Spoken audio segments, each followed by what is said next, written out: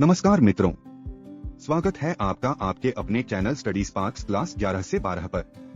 आज हम शुरू करने जा रहे हैं कक्षा 12 हिंदी के कथा साहित्य का बेहद प्रेरणादायक अध्याय ध्रुव यात्रा। एक ऐसी यात्रा जो सिर्फ ध्रुव नाम के एक साधारण बालक की कहानी नहीं, बल्कि दृढ़ता, विश्वास और लक्ष्य के प्रति अटल समर्पण की अद्भुत मिसाल है। इस अध्याय में हम जानेंगे कि कैसे एक नन्हा बालक कठिनाइयों से लड़ते हुए सत्य की खोज पर निकलता है और अपनी तपस्या, संकल्प और साहस के बल पर अमरत्व को प्राप्त कर लेता है। तो आइए बिना किसी देर के शुरू करते हैं। ध्रुव यात्रा एक ऐसी कथा जो हमें सिखाती है कि सच्चा मन, सच्ची निष्ठा और सच्चा प्रयास कभी व्यर्थ नहीं जाता। यह कहानी कुछ इस प्रकार से है। जैनेन्द्र कुमार द्वारा रचित कहानी ध्रुव यात्रा हिंदी की प्रचलित कहानी है। जैनेन्द्र जी ने मनोवैज्ञानिक कहानियां लिखकर हिंदी कहानी कला के क्षेत्र में एक नवीन अध्याय को जोड़ा है। ध्रुव यात्रा कहानी में इन्होंने मानवीय संवेदना को मनोवैज्ञानिक तथा दार्शनिक दृष्टिकोण में समन्वित करके एक नवीन धारा को जन्म दिया और कहानी ध्रुव यात्रा की रचना की। इस कहानी का सारांश निम्नवत है। राजा रिपुदमन बहादुर उत्तरी ध्रुव को जीतकर अर्थात उत्तरी ध्रुव की यात्रा करके यूरोप के नगरों से बधाइयां लेते हुए भारत आ रहे हैं। इस खबर को सभी समाचार पत्रों ने मुखपृष्ठ पर मोटे अक्षरों में प्रकाशित किया। उर्मिला, जो राजा रिपुदमन की प्रेमिका है और जिसने उनसे विवाह किए बिना उनके बच्चे को जन्म दिया है, ने भी इस समाचार को पढ़ा। उसने यह भी पढ़ा कि वे अब बंबई पहुंच चुके हैं, जहां उनके स्वागत की तैयारियां जोर शोर से की जा रही हैं। उन्हें अपने संबंध में इस प्रकार के प्रदर्शनों में तनिक भी उल्लास नहीं है। इसलिए वे बंबई में न ठहरकर प्रातः होने के पूर्व ही दिल्ली पहुंच गए। राजा रिपुदमन को अपने से ही शिकायत है। उन्हें नींद नहीं आती है।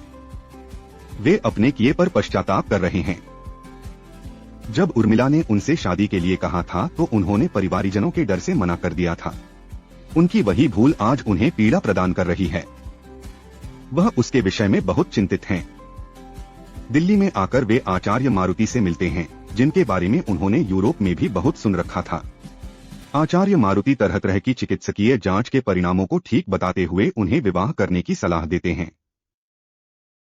लेकिन रिपुदमन स्वयं को विवाह के अयोग्य बताते हुए इसे बंधन में बंधना कहते हैं। आचार्य मारुति उन्हें प्रेम बंधन में बंधने की सलाह देते हैं और कहते हैं कि प्रेम का इनकार स्वयं से इनकार है। अगले दिन राजा रिपुदमन उर्मिला से मिलते हैं और अपने बच्चे का नामकरण करते हैं। वे उर्मिला से समाज के विपरीत अपने द्वारा किए गए व्यवहार के लिए क्षमा मांगते हैं और अपने व उर्मिला के संबंधों को एक परिणति देना चाहते हैं। लेकिन उर्मिला मना करती है और उनसे सतत आगे बढ़ते रहने के लिए कहती है। वह पुत्र की ओर दिखाती हुई कहती है कि तुम मेरे ऋण से उऋण हो और मेरी ओर से आगामी गति के लिए मुक्त हो। रिपुदमन उर्मिला को आचार्य मारुति के विषय में बताता है। वह उसे ढोंगी, महत्व को शत्रु और साधारणता का अनुचर बताती है। वह कहती है कि तुम्हारे लिए स्त्रियों की कमी नहीं है, लेकिन मैं तुम्हारी प्रेमिका हूं और तुम्हें सिद्धि तक पहुंचाना चाहती हैं, जो कि मृत्यु के भी पार है। रिपुदमन आचार्य मारुति से मिलता है तथा उसे बताता है कि वह उर्मिला के साथ विवाह करके साथ में रहने के लिए तैयार था, लेकिन उसने मुझे ध्रुव यात्रा के लिए प्रेरित किया और कुछ मेरी स्वयं की भी इच्छा थी। अब वह मुझे सिद्धि तक जाने के लिए प्रेरित कर रही है। आचार्य मारुति स्वीकार करते हैं कि उर्मिला उनकी ही पुत्री है। वे उसे विवाह के लिए समझाएंगे। जब उर्मिला आचार्य के बुलवाने पर उनके पास जाती है तो वे उससे विवाह के लिए कहते हैं। वह कहती है कि शास्त्र से स्त्री को नहीं जाना जा सकता, उसे तो सिर्फ प्रेम से जाना जा सकता है। वे उसे रिपुदमन से विवाह के लिए समझाते हैं, लेकिन वह नहीं मानती। वह स्पष्ट कहती है कि मुक्ति का पथ अकेले का है। अंत में आचार्य उर्मिला के ऊपर इस रहस्य को प्रकट कर देते हैं कि वे ही उसके पिता हैं। इस अभागिन को भूल जाइएगा, यह कहती हुई वह उनके पास से चली जाती है। रिपुदमन के पूछने पर उर्मिला बताती है कि वह आचार्य से मिल चुकी है।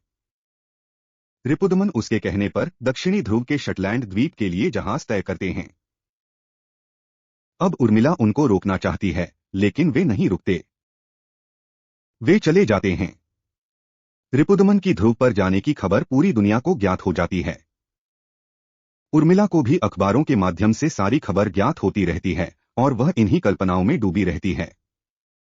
तीसरे दिन के अखबार में उर्मिला राजा रिपुदमन की आत्महत्या की खबर को एक एक अंश पूरे ध्यान से पढ़ती है। अखबार वालों ने एक पत्र भी छापा थी जिसमें रिपुदमन ने स्वीकार किया था कि उनकी यह यात्रा नितांत व्यक्तिगत थी, जिसे सार्वजनिक किया गया। मैं किसी से मिले आदेश और उसे दिए गए अपने वचन को पूरा नहीं कर पा रहा हूं, इसलिए होशो हवाश में अपना कामतमाम कर रहा हूं। भगवान मेरे प्रिय के अर्थ मेरी आत्मा की रक्षा करे। यहीं पर कहानी समाप्त हो जाती है। तो दोस्तों, यह थी कक्षा 12 हिंदी कथा साहित्य के अध्याय ध्रुव यात्रा की सरल, स्पष्ट और रोचक व्याख्या। उम्मीद है कि आपको यह अध्याय अब पूरी तरह समझ आ गया होगा और ध्रुव की प्रेरणादायक यात्रा ने आपको भी अपने लक्ष्य की ओर और मजबूत बनाया होगा। अगर वीडियो पसंद आया हो तो इसे लाइक और शेयर जरूर करें और ऐसे ही आसान व समझने योग्य नोट्स और एक्सप्लेनेशंस पाने के लिए हमारे चैनल स्टडी स्पार्क्स क्लास 11 से 12 को सब्सक्राइब करना बिल्कुल न भूलें। हम अगले वीडियो में मिलेंगे एक नए अध्याय, नई कहानी और नई सीख के साथ।